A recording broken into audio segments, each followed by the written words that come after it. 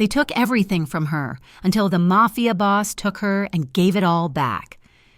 It ended on a Tuesday. The sky over Brenton Hills was an optimistic, cloudless blue that felt like a personal insult. Clara Donnelly sat in the principal's office, the same office where she'd accepted her Teacher of the Year plaque just 10 months prior. The fluorescent lights hummed, a sound she'd never noticed before, but which now drilled into her skull. On the desk between her and Principal Henderson sat a printed-out stack of screenshots. They were blurry, grainy, and utterly damning. "Clara," Henderson said, refusing to meet her eyes. He was polishing his glasses with a microfiber cloth, a nervous, repetitive gesture. The school board was unambiguous. "Given the nature of these allegations, we have to place you on immediate, unpaid administrative leave." "It's a lie," Clara said. Her voice was flat, unrecognizable. She was 29 years old, and her life was evaporating under the buzz of the office lights. "You know it's a lie, Mark. An affair with a student, it's insane." "It's Thomas Kincaid," she added, the name tasting like ash. "He's behind this." Henderson flinched. Thomas Kincaid was not just a mayoral candidate, he was the town's anointed son, the man who owned the concrete plant, the construction company, and it seemed the truth. "That's a serious accusation," Henderson muttered, still rubbing his glasses. "What we have is a signed statement from the boy's parents. What we have are these messages." "They're fake," her voice cracked, rising in desperation. "He cornered me at the fall fundraiser. He was drunk. He made an advance. I told him I wasn't interested. I laughed it off. And now this is revenge." "The board considers the matter closed pending a full police investigation," he said. The official words a suit of armor against her panic. "You'll need to gather your personal effects from your classroom after school hours. Please, we don't want to disrupt the students." Disrupt the students? As if she were a gas leak. As if she hadn't spent 5 years buying coats for children whose parents forgot, staying late to tutor, building a library with her own money. She lost her job. The accusation spread through Brenton Hills like wildfire on a dry plain. It wasn't just a rumor, it was a fact by supper time. The local news blog ran her picture, her school photo, smiling and hopeful, next to a headline that screamed, "Local teacher accused of heinous moral breach." The online comments were a special kind of hell. Parents she'd had coffee with, women from her yoga class, anonymous accounts, all of them ripping her to shreds. Predator, filth. I always knew there was something off about her. By Wednesday, an eviction notice was taped to her apartment door. The laminated paper slapped against the wood in the cold November wind. Her landlord, who happened to own a concrete company bearing the Kincaid family crest, cited a moral turpitude clause in her lease. She had 48 hours. She tried to leave, to go to the bank and pull out her savings. Her car, a reliable 10-year-old sedan, was unusable. Someone had keyed "whore" across the driver's side door in deep, jagged letters. All 4 tires were flat. She walked the mile to the bank, hood pulled low, feeling the phantom weight of stares from every passing car. At the teller, the humiliation was completed. "I'm sorry, Miss Donnelly," the young woman said, her eyes wide with a mixture of pity and morbid curiosity. "There seems to be a hold on your accounts, a legal freeze, pending the investigation." Kincaid. He hadn't just ruined her, he had surgically dismantled her life, piece by piece, until nothing was left. She went back to her empty apartment, the eviction notice mocking her. She sat on the floor and began to call. First, legal aid. A tired voice on the other end of the line sighed. "Do you have concrete proof that Mr. Kincaid manufactured these messages? Do you have witnesses? Without evidence. Miss Donnelly, it's slander, and that's a civil suit you'll have to fund yourself. We're inundated." Click. Second, her old college roommate, Sarah, now living 2 towns over. "Clara, oh my God, I saw the article." "Sarah, it's not true. He framed me. I have nowhere to go. My money is frozen. Can I just come stay for a few days, just until I figure this out?" The silence on the line stretched, thick and toxic. "Oh, Clara, God, that's awful, but "You know my kids, they're in school. My husband, his job. We can't be seen getting involved. You understand? I'm so sorry." And click, last, her estranged sister, Megan. The phone rang 6 times and went to voicemail. "Meg, it's me. I'm in trouble. Real trouble. I don't have anywhere to go. They took everything. Please, Megan, call me back." The call was never returned. The harassment became physical. A rock through her apartment window that night. Eggs splattered on her door. Whispers and pointed fingers when she walked to the corner store just to buy a bottle of water with the last $12 in cash she had. She was a ghost in her own life, abandoned. On Thursday night, under the cover of darkness, Clara Donnelly packed a single backpack, a few clothes, her toothbrush, her mother's locket. She left her laptop, her teaching degree, her books. She left the ruins. She walked to the bus station on the edge of town, paid cash for a one-way ticket to the closest metropolis, Roseton, a city big enough to swallow her whole. As the bus pulled out, the diesel engine groaning, she watched the lights of Brenton Hills smear and disappear through the rain-streaked glass. She cried quietly, her shoulders shaking in the darkness of the back seat, a 29-year-old woman disappearing into the night. She arrived in Roseton at 3 a.m. in a deluge of freezing rain. The city was a canyon of dark steel and concrete, indifferent to her arrival. She had $7 left. She spent $2 on a bitter coffee at the station, just to stay warm, before asking the attendant where she could go. He pointed her toward the St. Jude's Women's Shelter. It was a run-down brick building with a flickering neon cross. The cot they gave her was thin. The blanket smelled of industrial bleach and old soup. She lay awake all night, listening to the chorus of coughing and quiet sobbing from the other women in the dark. Cavernous room. The next few days were a blur of a new, sharper kind of degradation. She tried to find work, but her name, Clara Donnelly, was now toxic. The moment a potential employer ran a background check, the mood changed. "We'll call you," they'd say, their smiles tight and false. She sold her mother's locket for $80. It bought her another week of bus fare and stale bagels. Finally, she found a temp agency that didn't ask questions, one that paid cash under the table. The job was working the coat check at the Ebony Lounge, a private, high-end club in the city's old quarter. The uniform was a cheap polyester vest. The pay was minimum wage, and the clientele was the kind of money that didn't see the help. It was perfect. She was invisible. A week into the job, she was running on 4 hours of sleep and a granola bar. Her shoes, the only pair she owned, had worn through, and the constant walking on wet pavement had given her a sharp, persistent limp. The lounge was busy. The air was thick with the smell of expensive cologne, old leather, and whiskey. Clara was hanging up a heavy cashmere overcoat when a patron barked for his jacket. She hurried, pulling the ticket, and turned too quickly from the rack. She collided squarely with a man's chest. It was like hitting a brick wall dressed in expensive wool. "I'm so sorry," she stammered, stumbling back, her hands flying up. "I'm so sorry, sir. I wasn't looking." The man said nothing. He was tall, dressed in a black suit so sharply cut it looked more like armor than clothing. He was maybe 38 with dark hair cut short and severe, but it was his face that made her breath catch. It wasn't handsome in the classical sense. It was hard, carved from stone.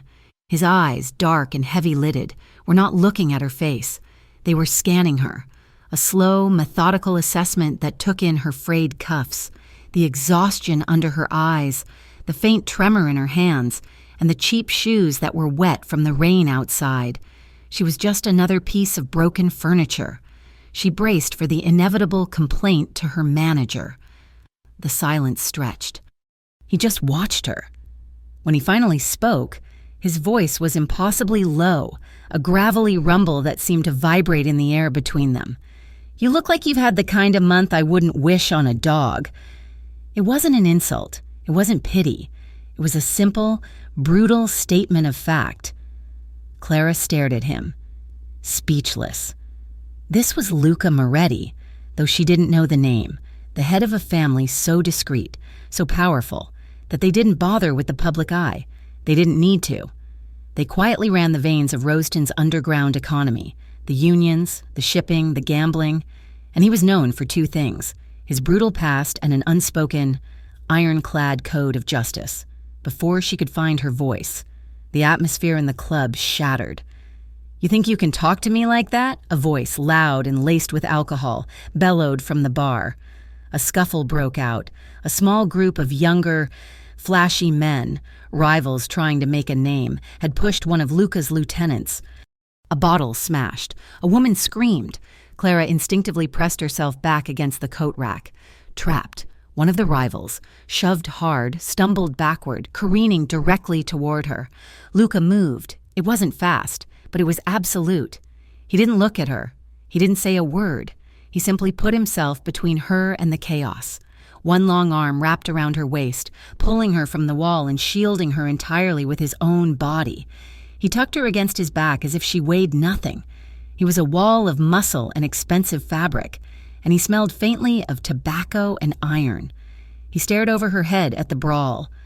The room went dead silent. The young men who had started the fight froze, their drunken bravado evaporating as they realized exactly who they had disturbed. "Get them out," Lucas said, his voice no louder than it had been with her. His men, silent and efficient, grabbed the rivals and dragged them toward the exit. The confrontation was over in less than 30 seconds. Luca did not release her immediately. He held her there for a beat, a solid, grounding weight against her back. Then he stepped away. The air rushed back into her lungs. He looked at her, his expression unreadable. He nodded toward the back exit, the one for staff. "You should go." He walked her, not through the club, but through the swinging doors to the kitchen, past the chaos of cooks and steam, and pushed open the heavy steel door to the back alley. The rain was a cold, driving sheet. It hit her face instantly, soaking her thin hair. "Thank you," she whispered, pulling her threadbare jacket tight. She didn't look at him again. She just wanted to disappear, to get back to the shelter before curfew. She started walking, her limp more pronounced on the slick, uneven cobblestones. Luca Moretti stood in the doorway, shielded from the rain, and watched her go. He watched her hunched shoulders, her wet shoes, and the way she flinched when a car horn blared nearby. He watched her turn the corner, heading not toward the subway, but toward the industrial blocks where the shelters and flophouses were. A black sedan, long and immaculate, pulled into the alley, its engine a silent purr. The driver, Nico, got out to open the back door. Luca didn't move, his eyes fixed on the empty corner where the girl had vanished. He got into the car, the scent of the cold rain clinging to his coat. He sat in the darkness of the back seat, the leather creaking under his weight. He leaned forward, his voice quiet but carrying the unassailable weight of command. "Nico, I want to know everything about that girl, tonight." By the time Luca Moretti sat down in his office, the manila folder was already waiting on the center of his antique mahogany desk. It sat alone, a stark, plain object in a room of dark wood, bound books, and shadows. Nico, his driver and most trusted lieutenant, stood by the window, letting the gray morning light outline his silhouette. "You were right," Nico said, his voice quiet. "She's not a city girl. The file is from Brenton Hills." Luca opened the folder. He didn't ask questions. He read. He absorbed the information with a stillness that was more menacing than any rage. He saw the name, Clara Donnelly, age 29. He saw her employment record, 5 years at Brenton Hills Elementary. Spotless. He saw the awards, Teacher of the Year, 2024. Then he saw the other file, the police report, filed just 3 weeks ago. The accusation, the screenshots of manufactured, lurid messages, and the name of the man who had orchestrated it, Thomas Kincaid. "Kincaid," Luca said, the name a flat, dead sound in the room. "Mayoral candidate," Nico supplied. "Owns half the town, wants the other half. He made an advance at a town fundraiser. She refused him, publicly." 2 days later, These accusations surfaced. The student's family was 3 months behind on a mortgage held by one of Kincaid's shell companies. The debt was forgiven the day they signed the affidavit. Luca turned the page. He saw the eviction notice, the bank statement, showing an account frozen by court order. He didn't just push her, he buried her. Luca murmured. He closed the folder. The girl in the alley, the one with the wet hair and the haunted eyes, was not a ghost. She was a victim. "What do you want done about Kincaid?" Nico asked. Luca looked at the photo clipped to the file. It was her school picture. Bright smile, eyes full of warmth, hair tied back. It was a different person from the broken woman he'd seen limping in the rain. "Nothing," Luca said. "Not yet. I just want to know where he sleeps." He stood. "Where is she now?" "The shelter only lets them stay 3 nights. She left this morning. We tracked her to a temp agency, then to the Red Top Diner over on 8th. Luca nodded, putting on his heavy wool overcoat. "I'll drive myself." Clara had been working at the Red Top for 2 weeks. It was a different kind of hell from the shelter, but it was consistent. The pay was cash, the hours were brutal, and the smell of stale coffee and hot grease clung to her hair and clothes. She was exhausted down to the bone. Her limp was better, but her feet felt like a constant, dull ache. Tonight was busy. Truckers and late-shift factory workers crowded the booths, their voices loud over the sizzle of the flat top. She was clumsy with fatigue, her hands shaking as she balanced heavy ceramic plates. A large man in a grease-stained flannel shirt waved his empty mug at her. "Hey, waitress, I ordered these eggs over easy, not hard as a rock. And where's my coffee?" "I'm sorry. Sir, I'll get you a fresh—" "You're sorry. Sorry doesn't cut it, sweetheart." He stood up, his sudden movement knocking her off balance. She stumbled, and the plate of hash browns and bacon she was carrying tilted. It clattered to the floor, splattering grease on his boots. The diner went quiet. The man, his face flushed red with anger and cheap beer, stared at the mess. "You clumsy bitch," he spat. He lunged forward, not to hit her, but to grab her. His thick, calloused fingers wrapped around her wrist, squeezing hard. Clara cried out, a sharp intake of breath. The pain was immediate, sharp. "You're paying for that," he snarled, shoving her backward. He didn't slap her. He didn't have to. The grip and the shove were enough. "Hey, the owner," Sal shouted from behind the counter, his face a mask of irritation. "Clara, what the hell are you doing? Clean that up, now, and that's coming out of your pay. You hear me?" The man in the flannel shirt laughed, released her wrist, and sat back down. "And bring me my damn coffee." Tears of humiliation burned in Clara's eyes. She bit her lip, forcing them back. She looked at her wrist, dark purple. Angry finger marks were already blooming on her pale skin. She pulled her sleeve down, grabbed a rag and dustpan, and knelt to clean up the broken plate, her entire body trembling. 5 minutes later, the bell on the diner door jingled. The room, which had just returned to its normal level of noise, quieted again. It was a different kind of quiet, curious, wary. Luca Moretti stepped inside. He was a piece of the night sky cut into the shape of a man. His black suit, his dark hair, his imposing stillness. He absorbed all the light in the greasy, fluorescent-lit room. He didn't belong. He ignored the booths and slid onto a stool at the counter, directly in front of Clara. She approached, keeping her head down, her hand shaking. "What can I get you?" she whispered. "Coffee. Black." That voice, that low, gravelly rumble. Her head snapped up. It was him. The man from the club, the man who had shielded her. His dark eyes were fixed on her. He wasn't looking at her face. He was looking at her wrist, where her sleeve had slipped back, revealing the fresh, violent bruise. She quickly pulled the sleeve down. Her hand trembled as she poured his coffee, spilling a small amount into the saucer. She set it down in front of him. "I'm sorry," she stammered. Luca didn't respond. He simply lifted the cup, his gaze lifting from her wrist to her eyes. He took a slow sip. He watched her. He didn't speak. He just sat, drinking his coffee, a silent, terrifying guardian at the counter. He was still sitting there an hour later when Sal told her to clock out and take the trash to the alley. Closing time was midnight. The alley behind the red top was a narrow canyon of brick, smelling of sour milk and wet cardboard. Clara shoved the heavy black bag into the dumpster, her breath pluming in the cold. "Hey." She froze. The man in the flannel shirt stepped out from behind the neighboring building's alcove. He was much drunker now, holding a bottle in a paper bag. "Figured I'd wait," he slurred, a grin splitting his face. "You and me. We got unfinished business. You cost me a good breakfast." Clara's heart hammered against her ribs. She backed up against the cold, wet brick of the diner. "Please," she whispered. "I don't want any trouble. I don't have any money." "I don't want your money," he said, taking a step toward her. He lunged, dropping the bottle.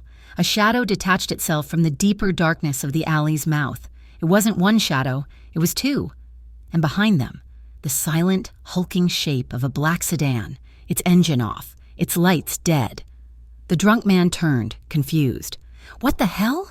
It was over before he could finish the thought. It was not a fight, it was a removal. Nico and another man, both in identical dark suits, moved with a speed that was terrifying. Nico grabbed the man's outstretched arm, twisted it behind his back. The other man delivered a single, precise, open-handed strike to the side of his neck. There was no sound, just a grunt and the heavy, sickening thud as the man's body crumpled to the pavement, unconscious. Clara was hyperventilating, her hand over her mouth. The back door of the sedan opened. Luca Moretti stepped out. He looked at the man on the ground with zero interest, then at Clara. He adjusted the cuff of his shirt. "I'll walk you home," he said. It was not an offer. She was too terrified to say no. She was too terrified to do anything but nod. They walked in silence. Luca's heavy, measured footsteps next to her own hurried, limping gait. The two men in the car had vanished as silently as they appeared. They walked block after block away from the diner, toward the worst part of town, toward the flickering neon cross of the St. Jude's shelter. The realization that he knew where she lived, that this wasn't a coincidence, made the panic bubble up in her throat, choking her. She stopped on the broken pavement, halfway down the block from the shelter. "Who are you?" she demanded, her voice shaking but desperate. "What do you want from me? Are you... Did Thomas Kincaid send you?" She was backing away, her hands held up. "I don't have anything, I swear. I don't have any money. They took it all. Please, just leave me alone." Luca stopped. He stood under a flickering orange streetlight, which cast harsh shadows across the hard planes of his face. He looked at her, at the raw terror in her eyes, the same terror he'd seen in the file.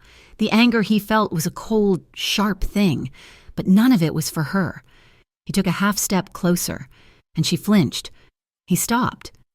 "You don't have to fear me," he said. His voice was softer than she'd ever heard it, but it held an absolute, unbreakable weight. Not ever. They stood at the peeling, graffiti-covered door of the shelter. The smell of bleach and despair wafted out. "I have properties," he said, looking at the building, not at her. "They need oversight, a caretaker." Clara stared at him, bewildered. Then a cold, bitter laugh escaped her. "A caretaker? Is that what you call it? I can't." She thought he was propositioning her, that this was just a different, more expensive kind of trap. "It's a large apartment," he continued, as if she hadn't spoken. His gaze met hers, and there was no heat in it, no desire, just a flat, level assessment. "It's empty. It needs someone to be there. Water the plants, keep the dust settled." He looked back at the shelter door. "It pays well, and it is safe." He reached into his coat pocket and pulled out a single, thick, cream-colored card. It had no name, just an address embossed in simple, black font. 10 o'clock tomorrow, he said.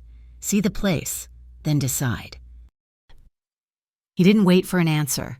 He turned, his long coat settling around him, and walked into the darkness. A moment later, the black sedan glided to the curb, opened its door for him, and disappeared. She went. Of course she went. She had $7 to her name and a bruise on her wrist that was turning a deep, sickly black. The address was a monstrous building of gray. Brutalist concrete in a revitalized industrial district, it was ugly and imposing. But the private elevator opened directly into the apartment, and Clara's breath caught. It wasn't an apartment, it was the sky. Floor-to-ceiling windows wrapped around 2 full sides of the penthouse. Sunlight, actual warm sunlight, poured in, illuminating polished hardwood floors. It was mostly empty, but in a deliberate, minimalist way. A deep gray couch, a few chairs, and a wall. An entire wall of floor-to-ceiling bookshelves, filled with books, and a kitchen. A real kitchen, with a marble island and a stainless steel refrigerator that hummed. Luca was standing by the window, looking down at the city of Rosedon. He had been waiting. "This?" she whispered, stepping out of the elevator. "You need a caretaker for this?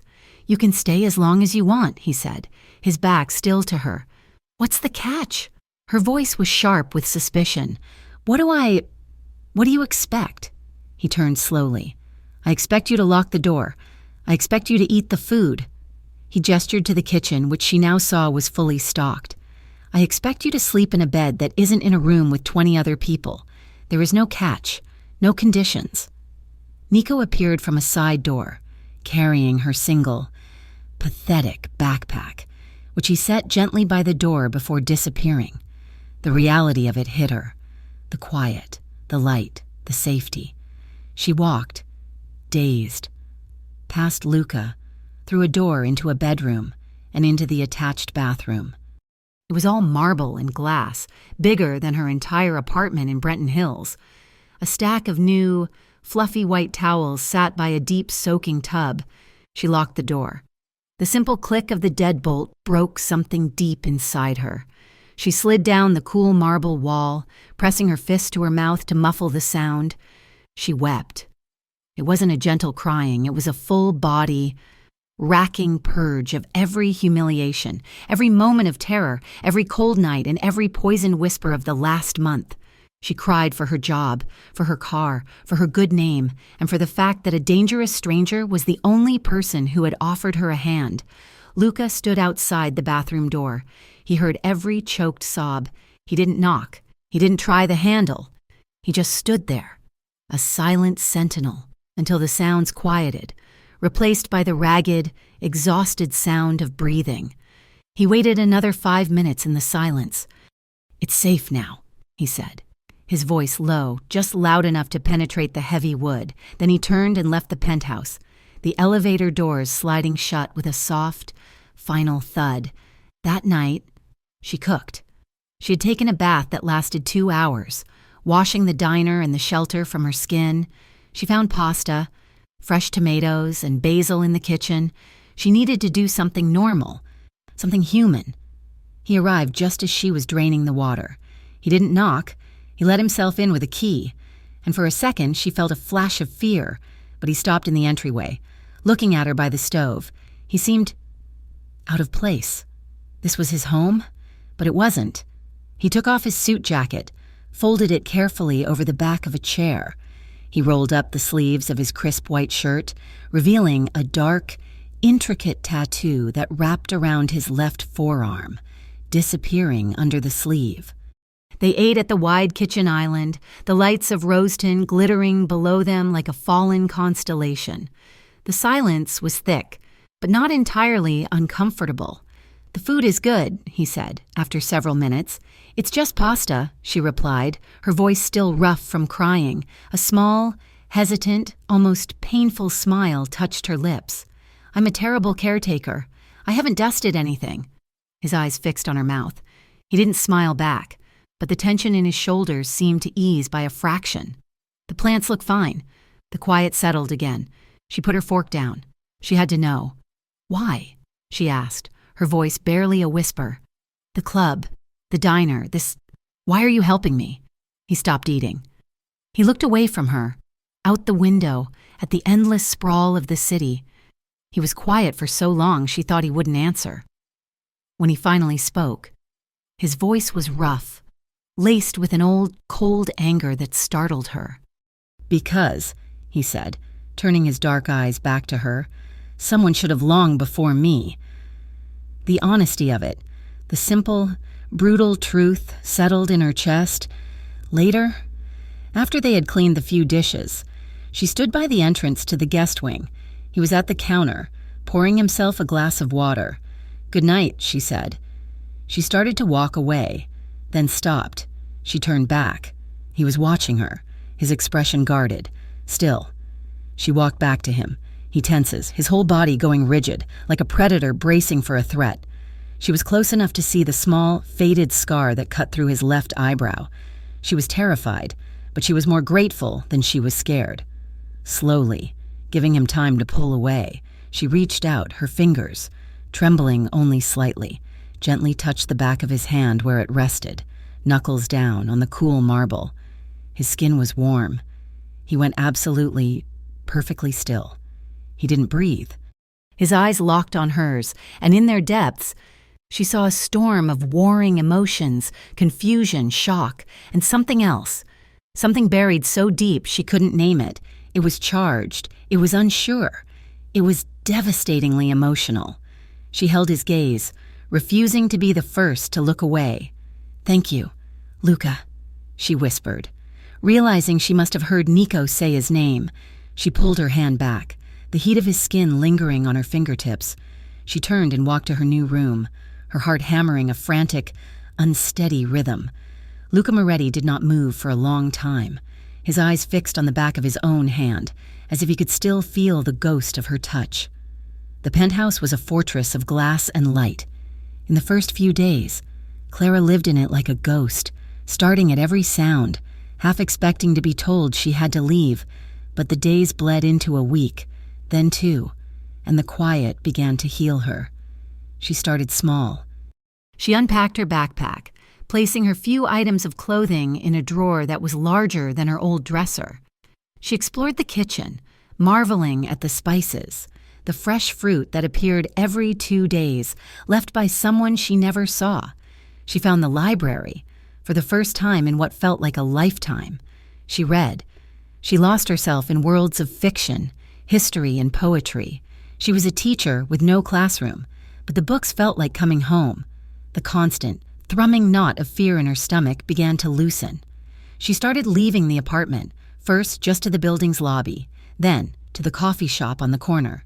Then, for long walks along the riverfront, she wore new clothes, a simple, elegant wardrobe of jeans, sweaters, and a warm coat that had been delivered in boxes, all in her size. She'd fought him on it, but Luca was immovable. "You'll freeze," was all he'd said. "It's just a coat." Luca himself kept his distance. He was a creature of the night. He would often arrive late, long after she'd gone to bed, and she would only know he'd been there by the faint scent of tobacco and the new carton of milk in the fridge. Sometimes, though, he would be there in the early evening, sitting on the balcony, watching the city turn on its lights. He would ask her about her day, and she would tell him about the book she was reading or a strange new cafe she'd found. He was a quiet listener, his attention total. He watched her, his dark eyes cataloging the changes. He saw the way she no longer flinched when he moved too quickly.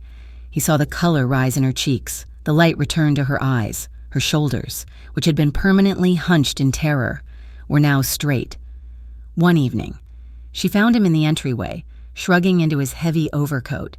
"You're going out," she stated, feeling a strange twist of disappointment. He paused, one arm in his sleeve.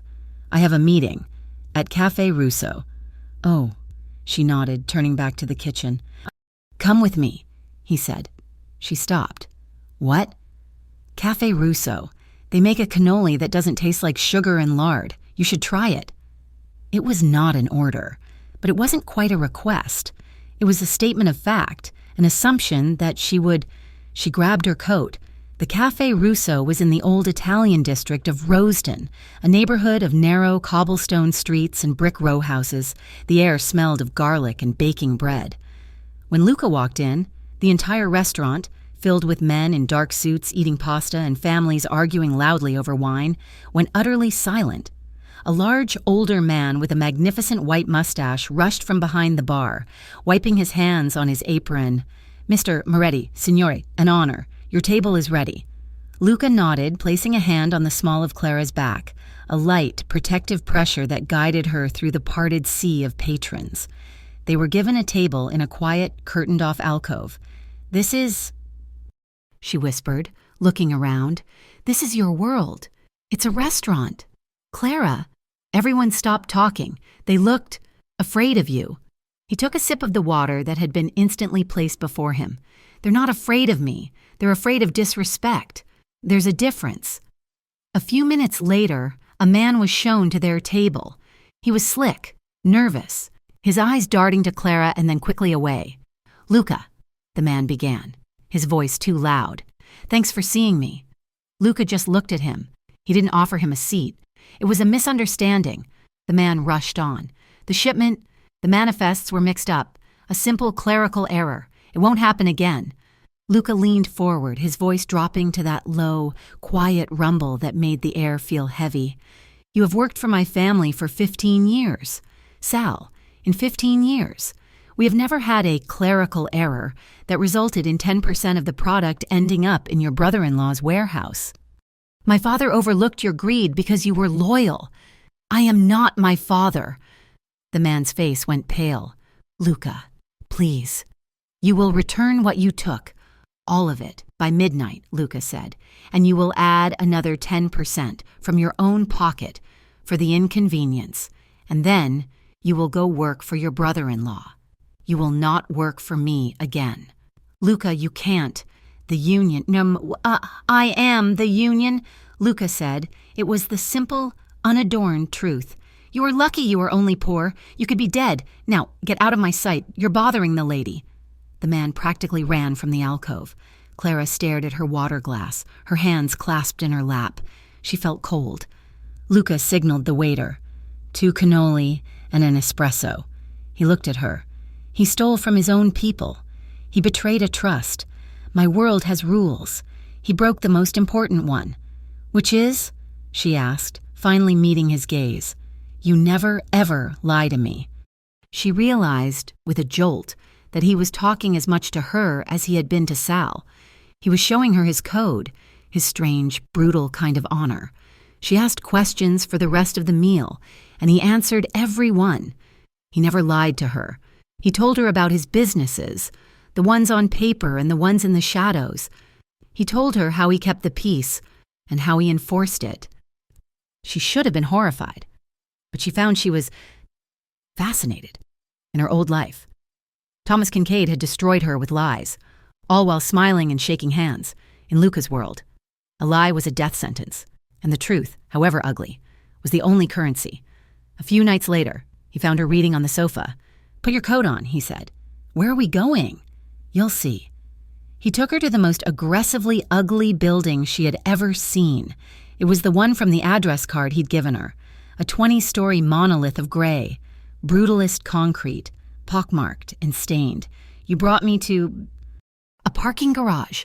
she asked, as he led her into a foul-smelling service elevator. "Look up," he said.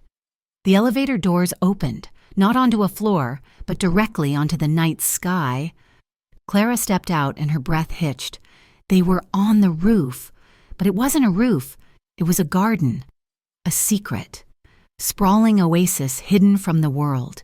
String lights were woven through the branches of small, potted olive trees. A lush carpet of real grass covered the concrete. Wisteria vines climbed a high trellis, and in the center a small stone fountain bubbled quietly. The city of Rosaton glittered around them, 1,000 feet below. But up here, under the sweep of the stars, it was silent. "Luca," she breathed. "It's beautiful." "My mother built it," he said, his voice softer. "She hated the city. She said she needed a place to breathe. No one comes up here but me." He led her to a small bench near the edge, where a bottle of red wine and 2 glasses were waiting. He poured for both of them. They sat in a comfortable silence, sharing the wine, the stars, and the quiet. "My childhood," Luca said, swirling the wine in his glass, "was loud. Always arguments, always men shouting in my father's office. This was the only quiet place." "Mine was quiet, too," Clara offered. "After my mom died, my dad, he just sort of checked out, and my sister, She just wanted to get away. I was mostly alone, with my books. She smiled. A small, sad gesture. I guess that's why I became a teacher. I didn't want any kid to feel that alone. The conversation turned, as it often does in the dark, to the things that mark you. That scar, she said, her voice soft. She reached out, her fingers hovering, but not touching. The small, faded white line through his left eyebrow. What's it from? He didn't flinch from her near touch. A lesson. My first one. A lesson. I was 16. I thought I knew more than my father. I went to a meeting I wasn't invited to. The man I was meeting. He didn't like my father. He used a broken bottle. Taught me not to be arrogant and not to go anywhere without my men. He looked at her, his eyes unreadable in the starlight. What about your scars? She instinctively touched her wrist, where the faint, yellowing shadow of the drunk's grip remained. They're not like yours. They fade. Not all of them, he said, his voice knowing. Clara looked away, out at the endless lights. No, she whispered, the worst part of Brenton Hills. It wasn't losing my job. It wasn't the eviction or the car or even the money. She took a shaky breath. It was how easy it was, how fast everyone believed it. My friends, the principal, the parents I worked with for years. It was like I was nothing, like I was disposable. Her voice cracked on the last word. One lie, and 5 years of my life, my work, my reputation. It was just gone. That's the scar. Knowing you mean that little. Knowing you're that disposable. Luca was silent for a long time. He set his wineglass down on the stone ledge with a heavy, definitive click. I know that scar, he said, his voice a low, rough rasp. I have one just like it, but mine has a name. What do you mean? When I was 25, my father was sick. I was running things. I brought someone in, a man from the outside, smart, good with numbers. I trusted him. I liked him. I treated him like a brother. He saw everything, our books, our roots, our contacts. He stared into the darkness, but he was seeing the past. He sold us out to a rival, not for money, for position. The attack came on a Sunday. My father, he never recovered from the shock. My younger brother, he was caught in the crossfire. Clara put her hand over her mouth. Luca. It cost me everything, he said. The words hollowed out. It cost me my family. It taught me trust is a luxury you can't afford. It's a loaded gun you hand to someone, pointed at your own head. He turned to look at her, and his eyes were dark with a pain so old and deep it stunned her. I have never trusted anyone like that again, until you. The air between them crackled. His confession hung in the night, raw and terrifying. Luca, she whispered, her heart aching for him, for herself. He looked at her mouth. She watched his gaze drop, and her breath caught. He leaned in, so slowly it was almost painful. It was a question. She didn't move. She didn't breathe. His lips met hers. It was not a kiss of passion. It was a kiss of profound, hesitant discovery. It was slow, trembling, charged with all the unspoken words, all the shared pain. His lips were soft, hesitant, testing.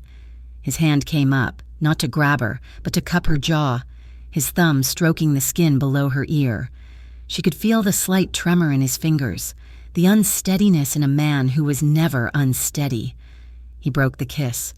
He pulled back, his forehead resting against hers. His eyes were closed, his breath ragged. Clara, he rasped, his voice thick with a fear she had never heard from him. I will break you. I'm not a good man. I will hurt you. She looked at him, at this powerful, dangerous man who was terrified. He was afraid of hurting her. He, who broke men for a living. You won't, she whispered. And she leaned in again. This time, it was different. It was her choice, her reaching for him. The kiss was deeper, a slow, unhurried exploration. His arm slid around her waist, pulling her closer, not with force, but with a desperate, gentle reverence. He kissed her like she was the first good thing he had touched in a decade. There was no dominance. There was only connection. He lifted her easily, and she wrapped her legs around his waist, her arms around his neck, never breaking the kiss. He carried her back to the penthouse, the elevator ride a blur of soft, open-mouthed kisses and tangled hands. He laid her on his bed, in his room, a stark, dark space that smelled of him. The city lights were the only illumination. He pulled back, his eyes scanning her face, searching for any sign of fear. She met his gaze, holding it, letting him see the vulnerability, the want, and the absolute trust she was placing in him. It was a surrender, not to him, but to the moment, to the safety she felt in his arms. He undressed her slowly, his movements tender, unhurried. His calloused fingertips traced the line of her collarbone, his touch light, as if he were memorizing her. She undid the buttons of his shirt, her own hands trembling, sliding the fabric off his broad shoulders, revealing the dark tattoo that snaked down his arm. Their lovemaking was as quiet and profound as the rooftop garden. It was a silent conversation. It was in the way his eyes never left hers, the way his breath hitched when she touched the scar on his eyebrow. It was in the way he held her, his body shielding hers, a physical promise of protection. It was in the way she finally let go, her body arching toward his in a silent, emotional release that had nothing to do with lust and everything to do with being seen. It was a tender, fragile, and desperate claiming, and when it was over, he held her, his arms locked around her, his face buried in her hair, breathing her in as if she were air. The next morning, Clara woke up alone in a vast, sun-drenched bed. She was wearing one of his black t-shirts. It enveloped her, smelling of him, tobacco, soap, and something uniquely male. She padded out of the bedroom, onto the massive balcony. Luca was there, at the far end, leaning against the railing. He was dressed in a fresh suit, already armored for the day. He was smoking, a thin stream of gray rising into the bright morning air. He looked exactly as he had the first night she saw him, hard, remote, untouchable. He was watching the city below, his city, his expression carved from stone. He didn't hear her. She watched him, this man who had been so impossibly tender, so vulnerable, just hours before. And she saw the truth. He was two men, the gentle, wounded soul who had shared his scars, and the feared, ruthless boss who broke liars in his own restaurant. She stood in the sunlight, wrapped in his shirt, and a terrifying, unshakable realization settled over her. She was falling in love with a man everyone in Roseton feared. Later that afternoon, Luca Moretti sat in his real office, the one above the Café Russo. Nico stood opposite his desk. "You wanted to know about Kincaid," Nico said. Luca tapped his finger on the polished wood. He thought of Clara's words, disposable. He thought of the bruises on her wrist and the tremor in his own hands when he had touched her. "No," Luca said, his voice cold and flat. "I'm done knowing. I want to dismantle him. I want you to find every piece of dirt, every illegal contract, every bribe he's ever taken. I want to know where he hides his money. I want to know where he sleeps, and I want to know what he fears." He looked up at Nico, his eyes like black ice. "Thomas Kincaid took everything from her. I'm going to take everything from him." Luca Moretti's network moved with the silent, devastating efficiency of a deep ocean current. While Clara rebuilt her days with books and sunlight in Roseton, Luca's men, led by Nico, descended on Brenton Hills like ghosts. They didn't knock on doors, they slid through cracks. They bought drinks for disgruntled Kincaid campaign staffers, planted listening devices, and followed money trails that were meant to be invisible. A week later, Luca laid a thin, black laptop on the penthouse's marble island. Clara looked up from the book she was reading. "It's done," he said. He turned the laptop toward her. On the screen was a neat, horrifying summary. "They hacked the school's email server," Luca said, his voice a flat, cold monotone. He pointed to a file. They found a deleted draft of the original message written on Kincaid's personal IP address 2 days before the student supposedly sent it. He clicked again, a financial ledger. The student, his name is Kyle Harding, his family's mortgage, the one we knew about, was just the start. Kincaid's community fund also paid a 5-figure sum into a trust for Kyle's college education. Activated the day after you were fired. He clicked a third time. An audio file. It was a recording of a phone call between Kincaid and the editor of the Brenton Hills blog. The editor was agreeing to fast-track the story and manage the comments section in exchange for exclusive access to the new mayor's office. It was all there. Every lie, every bribe, every digital footprint. It was a complete systematic execution of her life, laid bare in 3 files. Clara stared at the screen, her blood running cold. She felt a wave of nausea, but also a dark, unfamiliar surge of pure, white-hot anger. Luca closed the laptop. The quiet click echoed in the room. "It's finished, Clara," he said. He moved to stand in front of her, his presence a solid wall between her and the world. "I have the originals. I have copies buried so deep no one will ever find them. I can make this all go away. I can give this to a reporter in New York. Someone Kincaid can't touch. His career will be over by morning. You never have to see his face again. You don't have to do anything." She looked up at him, at this powerful man who was offering to solve her problems with a single phone call. He was offering her an ending. But it wasn't her ending. "No," she said. He stilled. "No, no," she said again, her voice stronger. She stood up, forcing herself to meet his dark, intense gaze. "He did this to me. He stood in my town, in my school, and he called me a liar. He turned my friends against me. He made me disposable." She used the word she had used on the rooftop, and she felt the same sting. "If I let you handle this," she continued, her hands clenching into fists at her sides, "then I'm still that girl, the one who runs, the one who hides." She took a shaky breath, the fire in her chest burning away the last of her fear. "I want justice, Luca. Not just revenge. I want to clear my name. I want to go back." "Clara," he started, his voice a low warning. "Brenton Hills is his town. You are not safe there. I wasn't safe there before." "But I am now," she said, the conviction in her voice surprising them both. "You said it yourself. I don't walk alone anymore, unless you won't go with me." A flicker of something, pride, respect, and a deep, fierce protectiveness moved in his eyes. He studied her for a long moment. This woman who had been shattered and was now reforming herself into something stronger, something sharper. "Pack a bag," he said, his voice rough. "We leave in an hour." He made the preparations with the precision of a general planning an invasion. It was not just the two of them.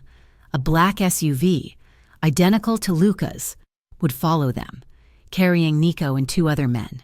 They would be armed, not with guns, but with high-frequency scanners, hidden cameras, and legal documents prepared by a shark of a lawyer from Rosedon. One Luca kept on retainer for exactly this kind of situation. They would not be Luca Moretti and Clara Donnelly. They would be Mr. and Mrs. Costello.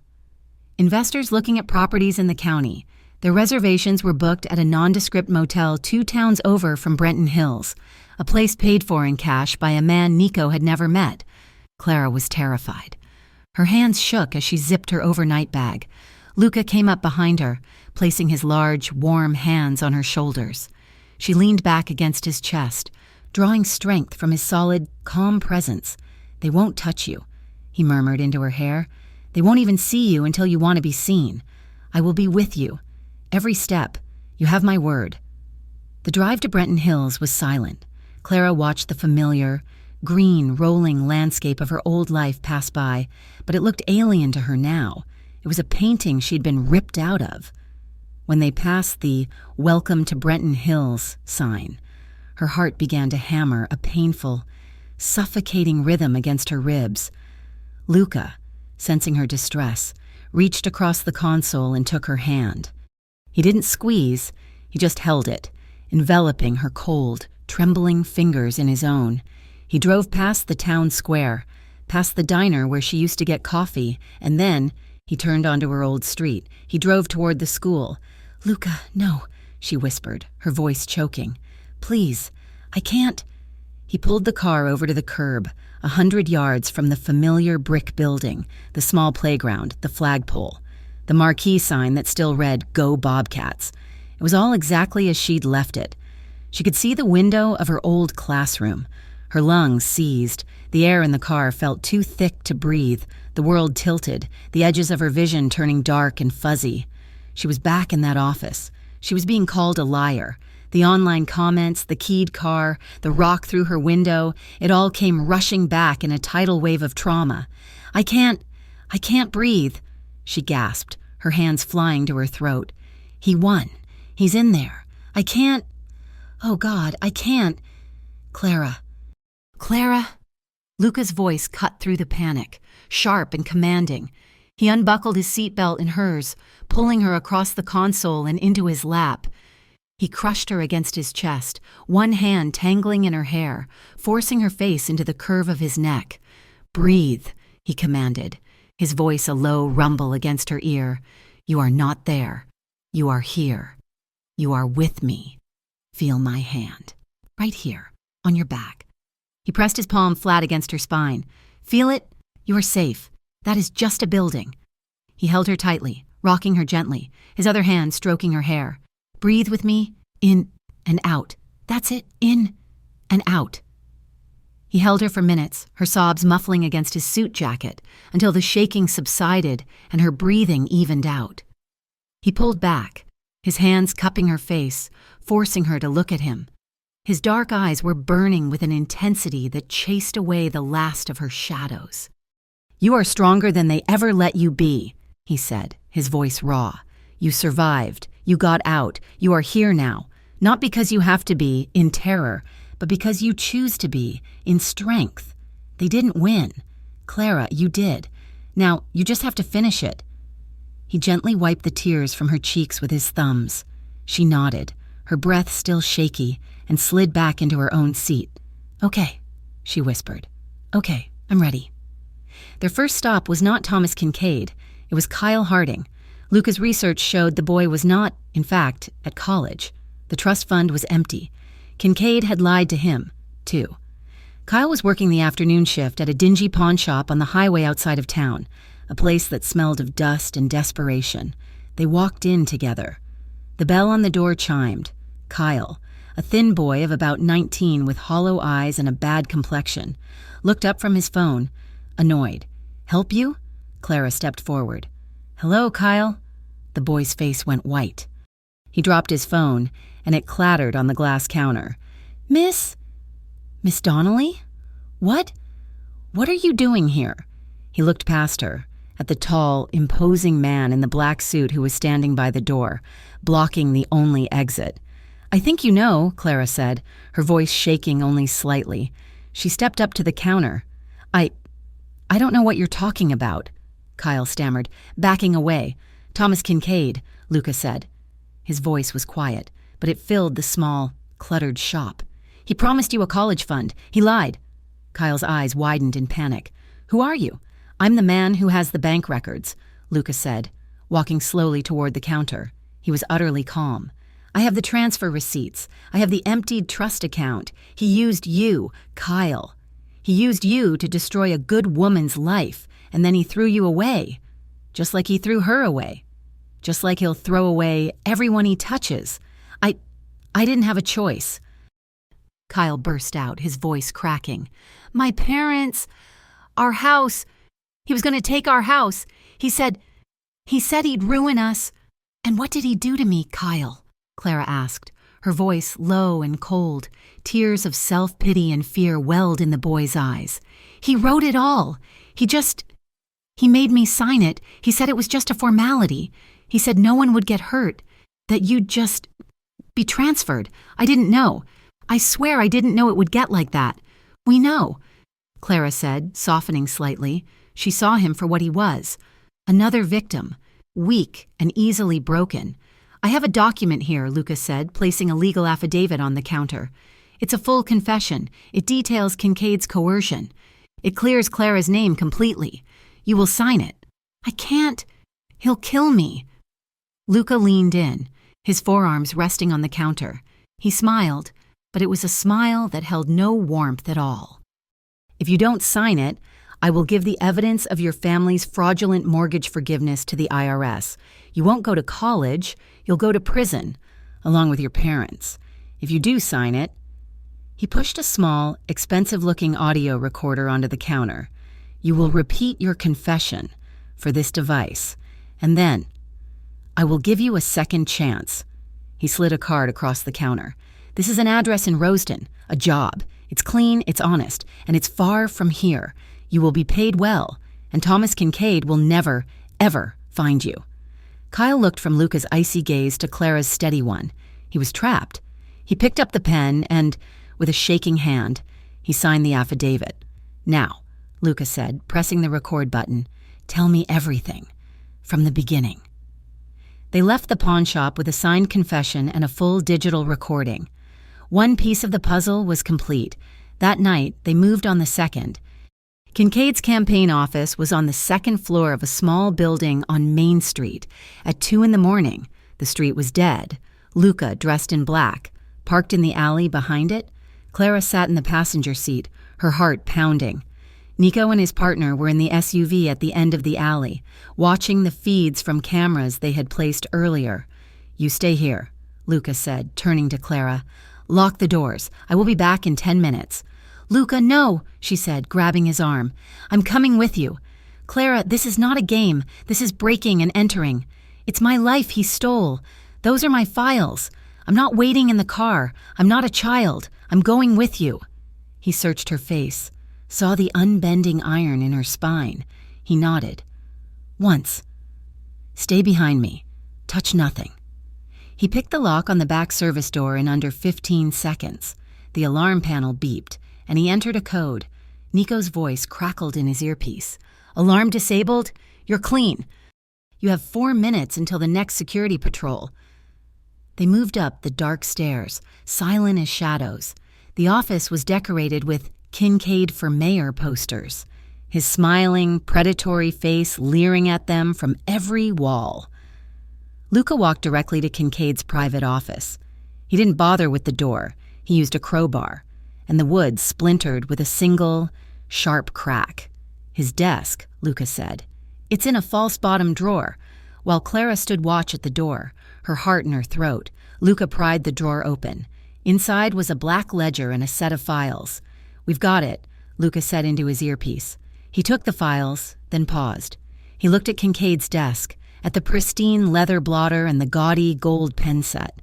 He pulled a small, thick card from his own pocket, the same kind he had given Clara. He took Kincaid's gold pen, and in bold, sharp letters, he wrote a single line. He placed the card in the center of the desk, where it could not be missed. "You came after the wrong girl." "Nico," he said, walking out of the office. "We're done here. Reactivate the alarm on our way out." They were back in the car and pulling out of the alley as the town's security patrol car turned onto Main Street, 2 blocks away. They didn't leave town immediately. The next morning, Clara showered and put on a new dress, one he had bought her. She styled her hair. She put on makeup. She looked once again like Clara Donnelly, teacher. But her eyes were different. They were older, harder. "One more stop," she said. She had him take her to the Brenton Hills Diner, the place where her friends had whispered about her, where the waitress had refused to serve her. It was 10 a.m, the mid-morning coffee rush. The bell on the door jingled. Every head in the diner turned. The whispers started instantly. Clara walked in, her head held high. She saw them. The parents from the PDA, her old yoga instructor, the waitress who had sneered at her. She walked to the counter and sat down. Luca Moretti walked in behind her. He was a creature from another, darker, more expensive world. His suit was immaculate, his presence radiating a quiet, lethal authority. The diner fell into a stunned, absolute silence. He stood directly behind Clara's stool. He didn't sit. He just stood, a guardian. He placed one hand on her shoulder, his fingers gently tracing her collarbone, a clear, unmistakable sign of possession. Then he lifted his head and slowly, deliberately, scanned the room, His cold, dark eyes met the gaze of every single person who was staring. He didn't threaten. He didn't speak. He just looked. He dared them. He challenged them to say one word, to even think one whisper. No one moved. No one breathed. The waitress, who had been holding a coffee pot, was frozen. Luca's gaze returned to Clara. He leaned down, his mouth close to her ear, his voice just loud enough for the people at the counter to hear. "What would you like?" "Mia cara." Clara looked at the waitress. "Coffee," she said, her voice clear and strong. "Black." They sat there for 20 minutes. Clara drank her coffee slowly. Luca never moved, his hand a permanent, warm weight on her shoulder. The silence in the diner was absolute, broken only by the sound of her cup clicking against the saucer. When she was finished, Luca placed a $100 bill on the counter. "Keep it," he said. He wrapped his arm fully around her waist and walked her out of the diner. They got into the car, and as they drove away, Clara looked back. The entire diner was still frozen, staring at the door. She had not just cleared her name, she had claimed her power. They hit the highway, leaving Brenton Hills in the rearview mirror. Luca put on some quiet, classical music, and Clara leaned her head against the window.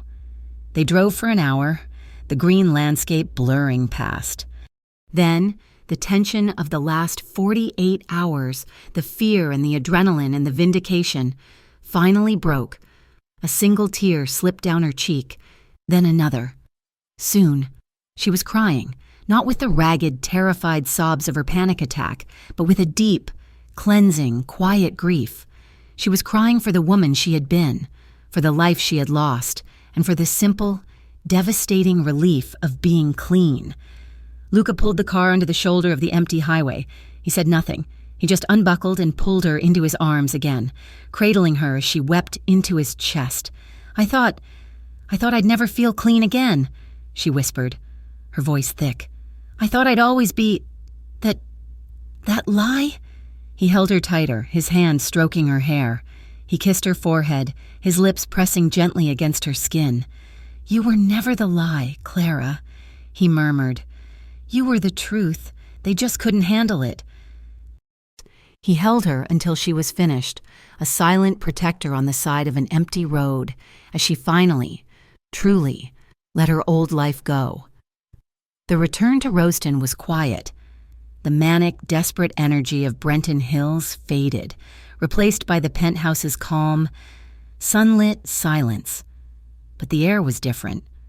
The black ledger and the audio file sat on Luca's desk in his home office. A bomb waiting to be detonated. Clara watched him that evening as he made a single phone call. He stood by the window, the city lights reflecting in the dark glass, his voice too low for her to hear the words, only the cadence. It was calm, precise, and absolute. He was giving orders. "Who was that?" she asked after he hung up. "A man who owes me," Luca said, turning to her. "His name is David Shaw. He's a reporter for the Roston Chronicle, but he's syndicated nationally. He values a good story more than he values his own safety, which makes him useful, and he despises corrupt politicians. So, it's done? He's sending a team to Brenton Hills tomorrow to corroborate the evidence we gave him," Luca said. "The student's confession, the bank records, the original audio of Kincaid's bribe. The story will run in 2 days." And it did. It didn't just run, it exploded. It was the lead story on the national wire. Small-town mayoral candidate implodes in corruption scandal. Teacher framed. The story had everything: sex, power, coercion, and a digital trail of irrefutable proof. Thomas Kincaid's smiling, confident face was plastered everywhere, next to screenshots of his own typed out. Fraudulent messages. By noon. Kincaid had withdrawn from the race. By 4 o'clock. The state's attorney general had announced a full-scale criminal investigation. Clara watched it all from the safety of the penthouse. A strange, hollow feeling in her chest. It was over. She was vindicated. Her name was clean. The next morning, her phone rang. It was a number she recognized, one she thought she had deleted, Brenton Hills Elementary. She let it ring 4 times, then answered, her voice steady. "Hello? Clara? Clara, oh, thank God. It's Mark Henderson. The principal's voice was a slick, pathetic blend of relief and manufactured warmth. Did you see the news? It's horrific. What that man did, the school board, we are just appalled. We are so sorry for what you were put through. Clara said nothing. She just listened. We held an emergency meeting this morning. Henderson continued, his voice bright with false cheer. The board has voted unanimously. Your position, Clara. It's yours. We want you back. We need you back. The classroom misses you. We all do. Clara looked out the window at the vast, sprawling, indifferent city of Roseton. She thought of her old classroom, her old life. She thought of the whispers in the diner, of Henderson polishing his glasses, of her eviction notice. No, she said. The silence on the other end was absolute. What do you mean, no? I mean, no. Thank you. Mark, I won't be coming back. But this is your life, your job. Your name is cleared. You're right, Clara said, and her voice was cold, sharp, and new. My name is cleared, but I'm not the same girl you threw away. Mark, you didn't just place me on leave. You signed the letter. You stood by while my life was torn apart because you were afraid of Thomas Kincaid. You didn't believe me when it mattered. You only believed the news. Clara, that's not fair. No, she said, cutting him off. What wasn't fair was me, calling you, begging you to just listen. I have a new life now. Goodbye, Mark. She hung up the phone. She felt a fierce, burning satisfaction. She was not disposable, and she was never going back. But the victory was hollowed by a new restlessness. She wasn't a victim anymore. But what was she? She wasn't Luca's prisoner, but she wasn't independent. She was the caretaker of a penthouse, a woman kept safe by a man of terrifying power. She read books, she went for walks, but she had no purpose. She found it by accident. She was walking with Luca one evening through his old neighborhood, the one with the Café Russo. Tucked between a bakery and a butcher shop was a simple storefront, the Moretti Community Center. Inside, the lights were bright, the walls covered in children's artwork. It was loud, chaotic, and wonderful. Kids were doing homework, playing chess, and arguing over a basketball. What is this place? She asked him. My mother started it, he said, his voice holding that rare, soft tone it only did when he spoke of her. It's an after-school program. Keeps kids off the street, gives them a place to go, a hot meal. My organization funds it, quietly. A young woman rushed up to them. Mr. Moretti, good to see you. We've got a problem with the algebra kids. Mr. Antonio is out with the flu, and I can't make heads or tails of this quadratic equation. Before Luca could answer, Clara stepped forward. Quadratic equations? I can help. I used to. I'm a teacher. She spent the next 2 hours at a Formica table, surrounded by teenagers, a pencil tucked behind her ear, her hands covered in whiteboard marker. She was patient, she was funny, and she was brilliant. She was in her element. She began tutoring there 3 days a week, then 4, the kids. At first wary of the beautiful, quiet woman who came with the boss, quickly grew to adore her. She wasn't just Mr. Moretti's girl. She was Miss Clara. The neighborhood families, the mothers and fathers who worked in Luca's unions and restaurants, began to nod to her on the street. They brought her espresso. They offered her fresh bread from the bakery. She had a name. She had a place. She was, for the first time, building something of her own. Luca watched this transformation with a quiet, guarded pride, but his world was shifting. We have a problem, Nico said, standing in Luca's office above the Café Russo. It's Romescu. Luca stilled. Victor Romescu was a different breed, not old-school honor like Luca's family, but a new, brutal wave of Eastern European organized crime. Romescu was loud, he was violent, and he saw Luca's quiet, discreet empire as old and weak. What about him? Luca asked. He's pushing on the docks, but that's not it. He's been asking questions. Nico slid a small, grainy surveillance photo across the desk. It was Clara. She was walking out of the community center, laughing, holding a drawing from one of the children. He knows about her. Nico said, his voice grim. He's been watching the center. He's talking. Luca. Telling his men that the great Luca Moretti, the man who doesn't trust anyone, has finally found a weakness. He's calling her your weak point. Luca's face turned to stone. The scar over his eyebrow went white. The last time someone had underestimated him, it had cost him his brother. The last time he had trusted, it had cost him his father. And now, the one person he had let in was a target. "Double the protection on the center," Luca ordered, his voice a low, lethal growl. "I want eyes on her every second. He doesn't get near her." But Romescu was faster than he thought. 2 days later, Clara left the center just after dark. The street was busy, families walking home, the smell of garlic in the air. She was walking the 4 blocks to the car Luca insisted she take, which was parked in a secure garage, a black Mercedes, not one of Luca's cars, slowed beside her. The tinted window slid down. She didn't recognize the man inside, but his smile was all teeth. "Miss Clara," he said, his accent thick. "Such a good teacher, my boss. Mr. Romescu. He admires your work. He admires a man who has such beautiful vulnerabilities." He didn't threaten her. He didn't have to. He just looked at her, his eyes cold and dead. "He says to tell Mr. Moretti," the man continued, his smile widening, "that a chain is only as strong as its weakest link." The car sped off, its tires squealing on the cobblestones. Clara stood frozen on the sidewalk, the child's drawing crushed in her hand. Her heart was hammering, but it was a different fear. It wasn't the panic of Brenton Hills.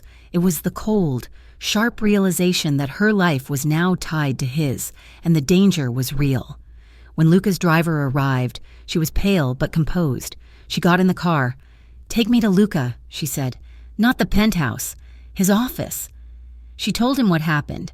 She watched his face go from cold anger to a still, white-hot rage she had never seen. He didn't speak. He just stood, his back to her, looking out his office window. When he turned around, his expression was shut down, his eyes hard and remote. He was the man she had met in the club, a stranger. "It's over," he said. "What's over?" "The community center. Your walks, this." He made a vague gesture. "You're moving back to the penthouse. Tonight, I'm putting a full-time detail on the elevator. No one gets in or out without my authorization. You will not leave the apartment." A cold dread, worse than the fear from the man in the car, washed over her. "What?" "Luca, no, you can't." "I can," he said, his voice flat. "This isn't Brenton Hills. Clara, this isn't a schoolyard bully. This is a man who will put a bullet in your head to see if I flinch. You are done tutoring. You are done walking. You are going to be safe." He was locking her up. He was putting her in a glass cage. All the old terror, the feeling of being disposable, of having her life taken away, rushed back. "No," she said, her voice shaking. "He wins. If you do that, Romescu wins. He'll have taken me from you without even touching me. I don't care about winning," Luca snapped, his control breaking. "I care about you breathing. Do you understand what he is? Do you know what he will do to you? And do you understand what you're doing?" she shot back, her voice rising, tears of rage and frustration burning in her eyes. "You're treating me like a possession, like a thing to be locked away. I am not your weak point, Luca. I am not a thing, I am a person.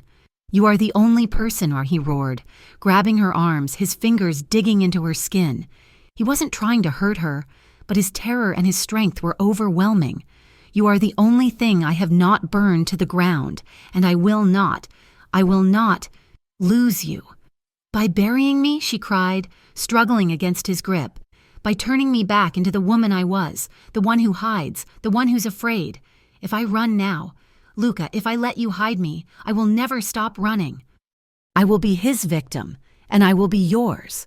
The word victim struck him like a physical blow. He released her as if she had burned him. Stumbling back, he looked at his own hands, horrified.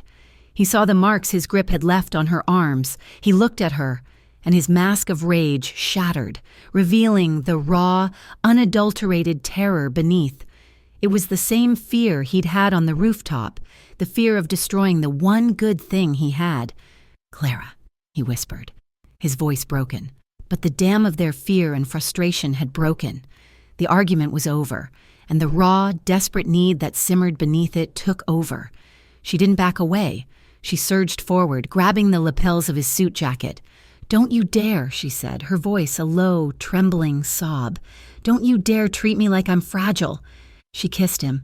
It was not a gentle kiss. It was an assault. It was angry and desperate and full of teeth and pain. It was a fight. He responded instantly, his mouth crushing hers, his arms wrapping around her like steel bands, lifting her off the floor and slamming her back against the hard wood of his desk. Papers and a lamp clattered to the floor. It was a collision, a desperate, frantic need to erase the argument, to erase Romescu, to erase everything but the two of them. His hands were in her hair, tugging her head back. Her hands were tearing at his tie, at the buttons of his shirt. It was not tender, it was urgent. It was the animal panic of two people who had almost lost everything and were now clinging to each other. He tore at the layers of her clothes, his breath hot and ragged against her neck. She raked her nails down his back, a silent, primal scream. This was not lovemaking. It was an affirmation of life. It was a desperate, breathless, physical statement.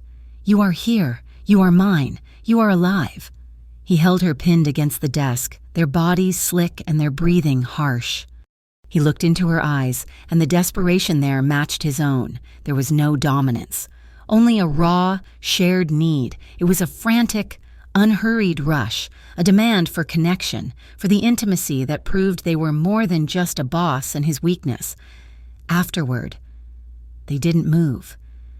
They stayed tangled, their hearts hammering in the sudden, deafening quiet of the office. He was still buried inside her, his forehead pressed to hers, his large body trembling. "You gave me everything back," she whispered, her voice rough, her hands cupping his jaw, forcing him to look at her. Her eyes were clear, bright with tears, but unyielding. "You gave me my name. You gave me my strength. You gave me... me. But it only matters. It only counts. If I can choose what to do with it." She stroked the scar on his eyebrow. "Don't you take that choice away from me, Luca. Don't you dare." He looked at her, really looked at her. He saw the woman who had faced down Kyle Harding, who had walked into that diner, who had started a new life from the ashes of her old one. She was not a weak point. She was a pillar of iron. He finally understood. To protect her, he had to trust her. The one thing he had sworn never to do again. He slowly, gently, pulled away, helping her adjust her clothes, his movements now tender, full of regret for his harshness. He picked up his jacket from the floor and wrapped it around her shoulders. He stood before her, his armor back in place, but his eyes were open, his decision made. "All right," he said, his voice quiet. "You go to the center. You live your life. You make your choice." She smiled, a wobbly, relieved smile. "Thank you." "But Clara," he said, and he stepped closer, his voice dropping to a low, cold promise. He cupped her face, his thumbs strogas his promise. "He will not have an army. He will have me. And I will burn the city to the ground before I let them touch you." Luca's promise was a double-edged sword. Clara could live her life, but she would live it in a gilded cage of his protection. She went to the community center, but she no longer walked. A black armored sedan, indistinguishable from Luca's own, picked her up and dropped her off. Two men, quiet and polite but with the hard eyes of his organization, followed her. One stayed by the door of the center, the other patrolled the street. Clara hated it. The children noticed. The parents were warier. She felt like a target, and the protection only seemed to paint a brighter bullseye on her back. 3 days after the confrontation in Luca's office, she was leaving the center. It was dusk, the sky a deep, bruised purple. She said goodnight to the men at the door and walked to the waiting sedan. Her driver, a young man named Matteo, opened the back door for her. She was just sliding onto the leather seat when it happened. It was not a flashy attack. It was brutally professional.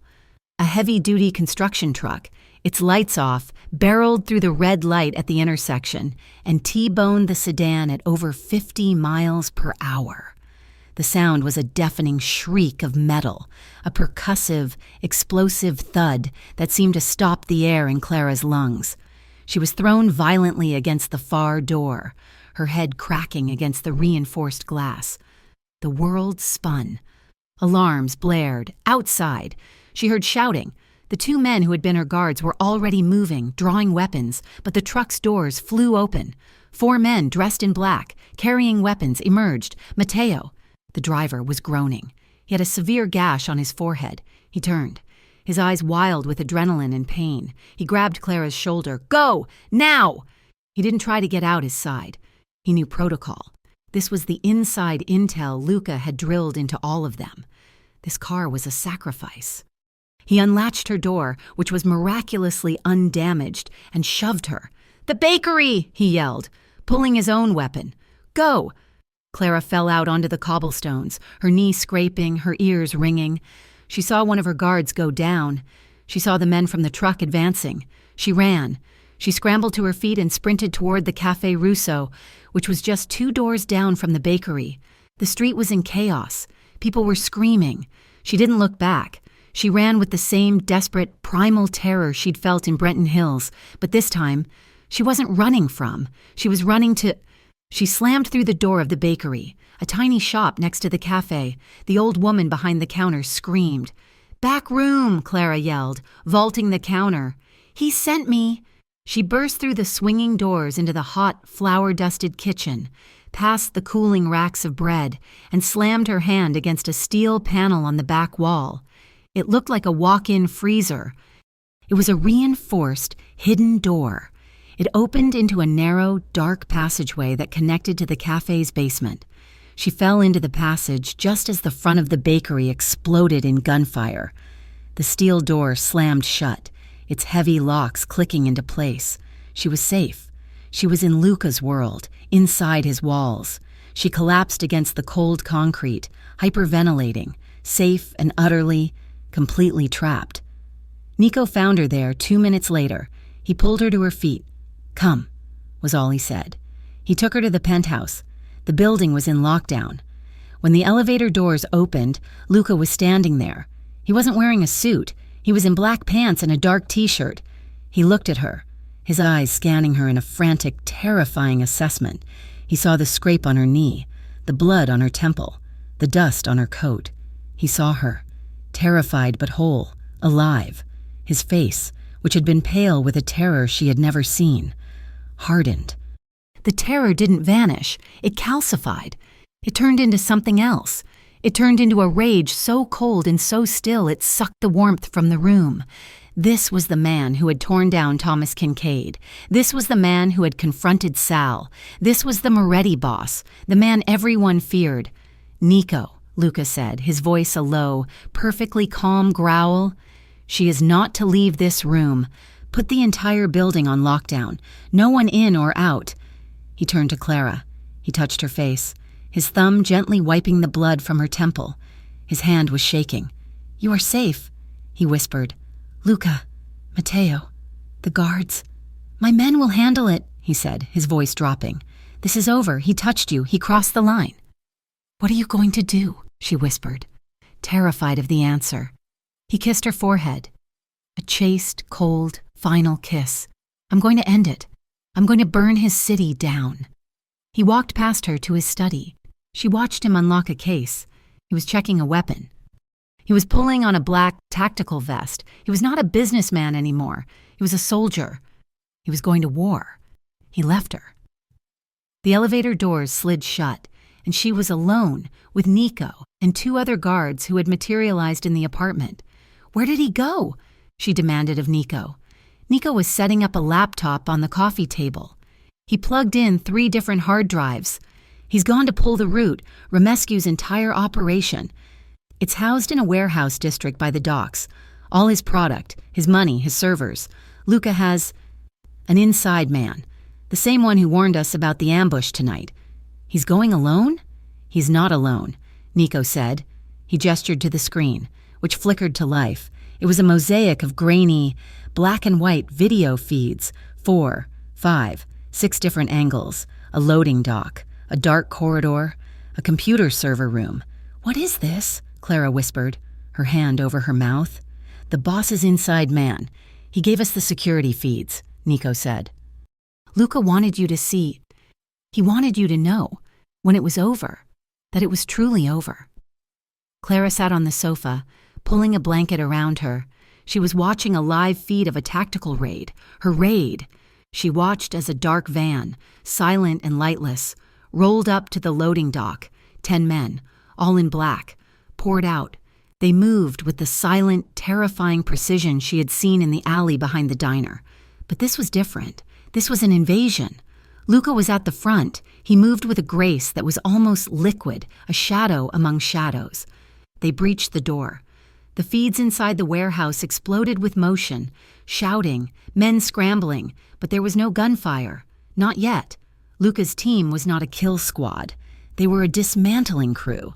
They used zip ties, tasers, and brutal, efficient, close quarters combat. They were not there to murder, they were there to break. They moved from room to room, subduing Romescu's guards, stacking them, tying them. The main feed settled on the central warehouse floor. This was where the confrontation happened. Luca, flanked by his men, cornered the last of Victor's lieutenants. It was brutal. It was fast. It was an overwhelming show of force. Clara watched, her heart in her throat. This was the man she loved. This was the violence that kept her safe. She saw him gesture. His men began pouring gasoline on crates. They smashed servers with sledgehammers. They were erasing Victor Romescu. Then a feed from a side corridor flickered. A man, Victor himself, was trying to escape. He fired a single, wild shot back into the warehouse, on the main screen. Clara saw Luca spin. He didn't go down, but he stumbled, grabbing his side. He recovered instantly, motioning 2 of his men to pursue, but he was hurt. Clara's breath hitched. A small, choked sob escaped her. "He's hit," she whispered, her fingers pressing against the cold screen. "Luca, oh God." She watched for another 30 minutes, her body rigid. As Luca's men finished the job, they set the charges. They herded the captured men into a shipping container to await the police, who would be called in with an anonymous tip. And then she watched Luca walk out. He was limping, one arm pressed hard against his side. The warehouse erupted in a series of muffled, contained explosions behind him. The feeds went dead. Nico let out a long, slow breath. "It's done." The penthouse was silent for the next hour. Clara just sat, staring at the blank screen, shaking. She didn't know if he was alive, if he was in a hospital, if he was bleeding out in the back of a van. The silence was a new, suffocating kind of torture. The elevator chimed, the doors opened. Luca fell into the room. He was still in his black gear, slick with sweat and grime. His vest was off, his left side. From his ribs to his hip was a solid, wet mass of dark blood. He was pale, his face grim with pain, but he was on his feet. "It's done," he breathed, his voice a ragged gasp. He collapsed onto the long, white sofa, staining the expensive fabric. Clara was moving before he even landed. The shock, the fear, it all evaporated, replaced by a sharp, focused, desperate need. "Nico, the medical kit," she ordered, her voice the voice of a teacher, the voice of command. "Now." She knelt in front of him, her hands hovering, terrified to touch him. "Luca, oh God, Luca, it's just a graze," he grunted, his eyes closing. The bullet, ricocheted, shrapnel. Nico was there with a heavy, professional-grade trauma kit. Clara ripped it open. She saw gauze, antiseptic, and a sterile suture kit. "Get me towels and whiskey," she said, her voice not shaking. Her hands, however, were... She cut away the fabric of his shirt. It was a deep, ugly, 6-inch gash, bleeding profusely, but it looked clean. It hadn't hit anything vital. "This is going to hurt," she whispered, pouring the antiseptic directly into the wound. Luca roared, his whole body arching off the sofa, his hand grabbing her wrist with crushing strength, but he didn't stop her. Tears were streaming down her face, but she didn't make a sound. She cleaned the wound, her hands moving with a sureness she didn't know she possessed. She threaded the needle. "Hold him," she told Nico. "I don't need—" Luca started. "Shut up, Luca!" She sobbed, her voice breaking. She cupped his jaw, her other hand holding the needle. She looked him in the eye, her tears dripping onto his face. "You stupid, arrogant, brave man. You come back to me. You hear me? You stay with me." She put the first stitch in. His entire body went rigid, a low groan tearing from his throat, but his eyes never left hers.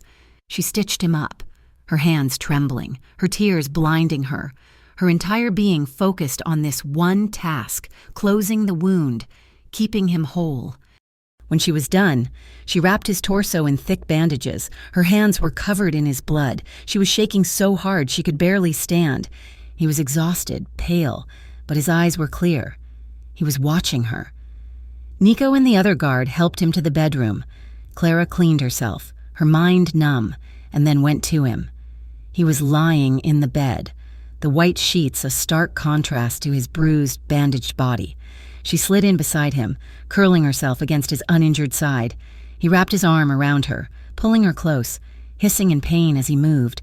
She laid her head on his chest, her hand splayed over his heart, feeling the steady, strong beat. They said nothing. There was no sex. There was no passion. It was something far deeper. It was the silent, solemn vow of two souls who had just walked through fire and found each other on the other side. It was the stillness of the survivor. It was the shared breath, his chest rising and falling under her ear, her breath matching his. It was protection. It was reverence. It was the unspoken promise in the dark that they would never, ever be alone again. A week passed. The city was quiet. Victor Romescu had vanished. His empire was in ashes. His men scattered or arrested. The threat was gone. Luca's side was healing, the stitches holding. The penthouse, which had been a fortress, was once again just a home. That night, Luca took her hand. He was dressed, as he always was, in a dark suit. He looked at her, his face serious. "Come with me," he said. He took her to the rooftop, his mother's garden. The night was clear, the stars bright, the city a glittering jewel below them. The air was cool, and the fountain bubbled, a peaceful, constant sound. He walked to the edge, looking down at the city he owned. "It's over," he said, his voice quiet. "Kincaid is facing indictment. Romescu is gone. You're safe. Your name is cleared. You are free, Clara." He turned to her. His face, in the starlight, was unguarded. He looked afraid. That same fear she had seen on this very roof, the fear of being vulnerable. "You can go," he said, his voice rough. "You never asked for this. This world, my world, it's violent. It's dark. You don't belong in it." He took a deep breath. "I've arranged for funds, a new name, a new life. Anywhere in the world you want to go. You can be a teacher. You can be normal. You can leave. No one will ever stop you. I will not stop you." He was offering her the one thing no one ever had, a choice, a clean, total, unconditional escape. Clara looked at him, at this powerful, broken, beautiful man who was willing to let her go, who was willing to be alone again, just to see her safe. She walked toward him, stopping just inches from him. She could feel the heat radiating from his body.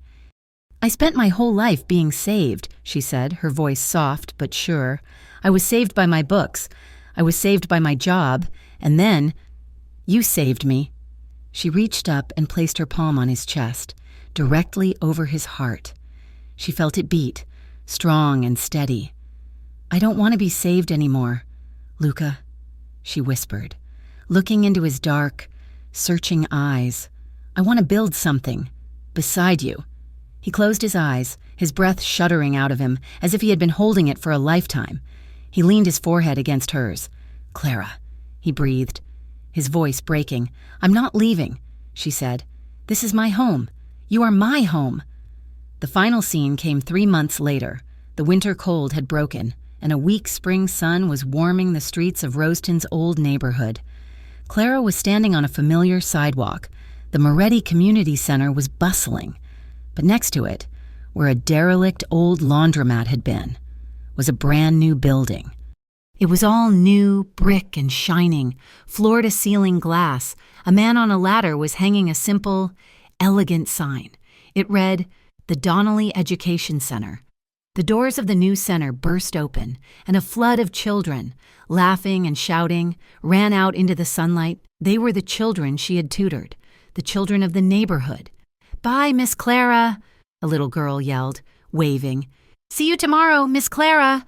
She waved back, her throat tight, a smile so wide it hurt her face. She was crying, but they were not tears of pain, or fear, or even relief. They were tears of pure, unadulterated joy. This was hers. This was what she had built. She turned, wiping her eyes, and she looked across the street. He was there. He was standing in the shadows of an alcove, his hands shoved deep into the pockets of his long, black coat. He was watching her, as he always did.